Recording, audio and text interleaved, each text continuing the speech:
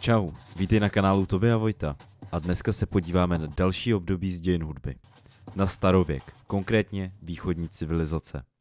Tohle období se odehrávalo od 4000 let před naším letopočtem až do 5. století našeho letopočtu. O východní hudbě toho jako Evropani většinou moc nevíme, ale taky má své kouzlo. Pojďme si to rozdělit podle zemí. Na Čínu, Indii a Egypt. Na tu dobu byly všechny tyhle země dost vzdělaný, zručný a měli pokročilý umělecký cítění, který je naštěstí poměrně dost dochovaný.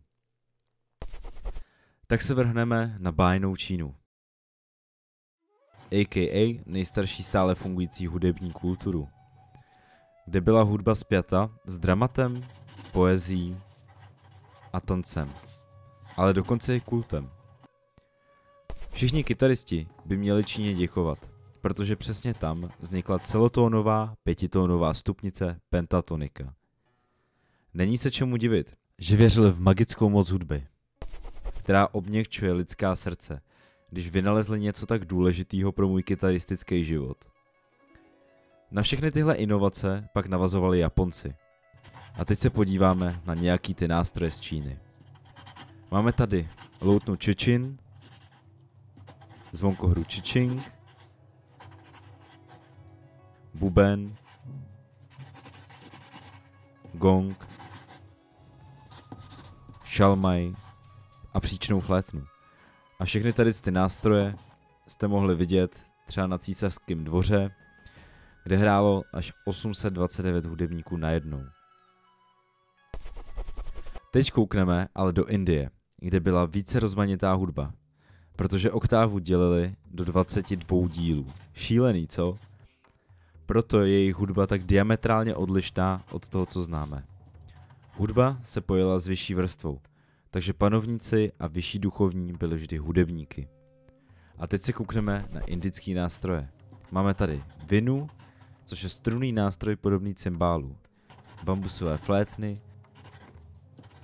zvířecí rohy, drnkací nástroje tykovitého tvaru, gongy, bubínky, zvonkohry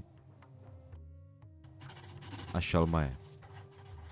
Ale teď poletíme do Egypta, kde navzdory nové populární myšlence nebyl faraon český rapper Lukas Dope, v překladu Lukáš Droga.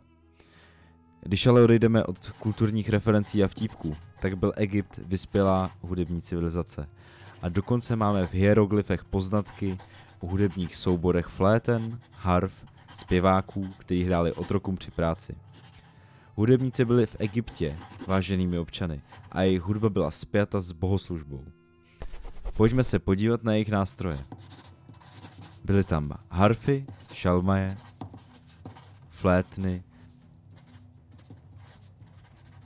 liry,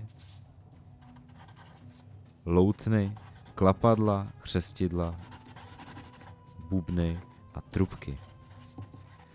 A teď pojďme na shrnutí. Starověké východní civilizace byly aktivní od 4000 let před naším letopočtem 5. století našeho letopočtu. Nejvýznamnější byla Čína, Indie a Egypt. A každá z nich byla unikátní svým způsobem. Hudba měla hlavně duchovní účel.